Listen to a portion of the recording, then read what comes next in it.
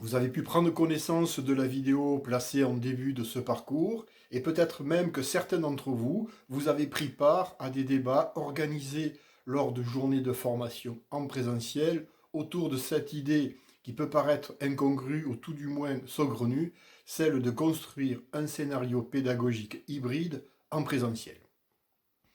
Alors nous allons voir que bien sûr cette proposition, ce n'est pas une règle, en aucun cas elle correspond à une attente institutionnelle, cela reste qu'une méthode pédagogique pour aborder le numérique en classe et de surcroît dans un enseignement professionnel.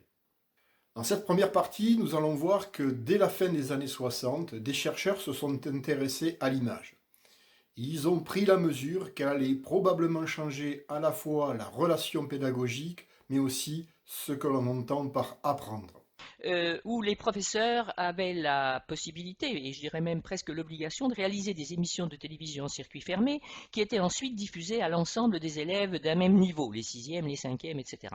Et j'ai vécu cette expérience très intéressante que lorsque les élèves regardaient une émission que j'avais faite, et alors même que j'étais dans la classe présente, ils avaient une relation à ce qui était dit par le professeur à l'écran beaucoup plus autonome que lorsqu'il s'adressait à moi en chair et en os, si je puis dire, dans la classe. Et pour ça, ça m'a beaucoup frappé, parce que je me suis dit que ce tout petit déplacement spatial et temporel, Dieu sait qu'il est petit, avait déjà des répercussions sur cette relation éducative et avec un déplacement, dans une certaine mesure, de l'acte éducatif d'une activité relationnelle. J'ai aussi écrit un texte qui s'appelle La télévision partenaire cognitif, où je développe cette idée, c'est-à-dire qu'il n'y a pas d'un côté l'école, de l'autre côté les médias, et on le voit tellement bien à l'heure actuelle. Il y a des jeunes générations, il y a une structure éducative qui ne fonctionne qu'à travers la médiatisation qu'il faut prendre en compte. Donc non seulement je tiens à la formule, mais je dirais qu'il y a derrière une conviction. La différence qu'il y a à l'heure actuelle entre les jeunes et nous, en tout cas moi, disons, malgré tous les efforts, prouve bien qu'on est dans une autre culture. Si on est dans une autre culture, c'est que l'environnement, bien évidemment, social a changé, mais c'est aussi qu'on a besoin d'outils théoriques nouveaux pour comprendre ce qui se passe. Comme vient de nous le montrer Geneviève Jacquillot-Delaunay, à la fin des années 60, elle se rend compte que l'audiovisuel est en train de changer quelque chose dans l'apprentissage, dans la relation pédagogique. 15 ans plus tard, elle a acquis une conviction. Ce qui à l'époque était une perception, elle a vraiment conscience que désormais le numérique rentre peu à peu dans l'école et qu'il va falloir faire quelque chose. Qu'elle commence à évoquer la notion d'usage. C'est d'utiliser le numérique juste quand le numérique vous permet de faire des choses que vous ne pouvez pas faire sans. Derrière, être capable de concevoir comment on va utiliser ces outils, comment on peut utiliser ces moyens pour faire en sorte qu'ils aient davantage d'interactions personnalisées avec les élèves qui ont des difficultés, pendant que ceux qui en ont moins peuvent avancer par eux-mêmes en utilisant les tablettes. À condition, bien sûr, que l'activité du point de vue pédagogique et didactique était bien pensée, parce que ce n'est pas parce que l'activité est nouvelle, encore une fois, qu'elle est efficace. Mais en tout cas, à cette condition-là, eh bien, on observe là des gains en termes de performance dans les apprentissages. Ce qui est important pédagogiquement, c'est la scénarisation de ces activités. Donc comment j'organise ma formation, soit à un niveau micro, ça peut être temporellement très court, sur l'heure, sur 2 heures, ou une formation sur l'année. C'est comment je vais scénariser cette formation. Et à un moment, dans ce scénario, comment je vais recourir à certains outils technologiques ou pas. Alors j'ai l'impression que les gens qui font le métier de formateur ou le métier d'enseignant, ils savent que les ressources, c'est que des ressources. Ça peut être génial, mais ça ne remplace pas le cœur du métier qui est de concevoir un scénario pédagogique. Il faut à la fois des équipements, mais il faut surtout savoir les utiliser.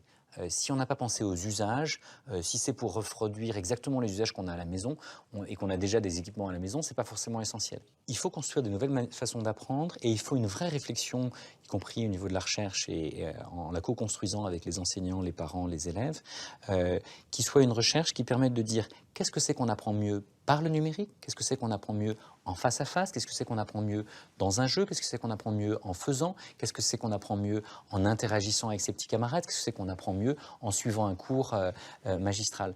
Et ça, aujourd'hui, personne n'a la réponse à qu'est-ce qu'on apprend le mieux selon les différentes modalités. 25 ans plus tard, d'autres chercheurs ont emboîté le pas de Geneviève Jacquillot-Delaunay. Qu'il s'agisse de François Tadei, André Tricot, mais aussi Bruno de Vauchel ou Jean-François Cerisier, et bien d'autres encore, tous font le constat patent de qu'est-ce que c'est qu'apprendre et apprendre avec le numérique. Car au final, qu'est-ce qu'on sait? On ne sait peut-être pas grand-chose en fait de cet outil, de la manière de l'utiliser. Une récente période nous a amené à l'utiliser à distance. Nous proposons ici de ramener cette distance proche de zéro. Nous allons voir que cette conception d'un scénario hybride est peut-être pas aussi farfelue qu'il y paraît. Car tous ces scientifiques du moment font la même conclusion que faisait 40 ans plus tôt Geneviève Jacquinot-Delaunay, que le numérique suppose une notion d'usage. Je vois arriver le numérique, c'est une déferlante, mais aussi dans le sens qu'on crée une technologie après l'autre et que ça peut mobiliser beaucoup l'attention des éducateurs, qu'ils soient à l'intérieur d'une classe ou à l'extérieur de la classe, et qu'il faut vraiment mettre l'accent sur les usages. On est en train d'entrer dans un monde formidablement intéressant pour la créativité, l'imagination, etc. Simplement à condition de le penser. Et de le penser à travers des cadres qui ne sont pas les cadres technologiques du numérique, de le penser à travers les cadres qui sont les cadres du traitement de l'information du sujet humain quand il est en train d'apprendre et d'enseigner. Il y a évidemment le danger symétrique, c'est de confondre l'outil technologique avec ce que je suis en train de dire. C'est-à-dire ce qu'il faudrait en faire pour que la machine cognitive fonctionne mieux. Et l'un des risques, c'est de considérer que l'outil technologique, il a une vertu en soi, quoi. Si je manipule, si je me sers de la tablette, eh bien, ça va aller très bien. Donc il va falloir penser ce travail-là. Et c'est tout l'objet de cette formation, et notamment de cette première partie. Nous allons vous proposer une méthode, puisée parmi tant d'autres. Nous avons retenu celle qui nous arrive de Suisse, et cela pour deux raisons. D'une part pour sa cohérence et d'autre part pour son pragmatisme. La cohérence parce qu'elle nous semble tout à fait cohérente avec l'enseignement professionnel. Elle s'adapte assez bien à une pratique en lycée professionnel. Le pragmatisme ensuite, car la proposition que nous fait Kim Schmidt, qui en est l'autrice, est tout à fait simple et pratique à mettre en œuvre. Alors, je vous laisse maintenant la découvrir. Bonne formation! Et on se retrouve pour la deuxième partie, celle qui visera à l'appliquer en situation réelle.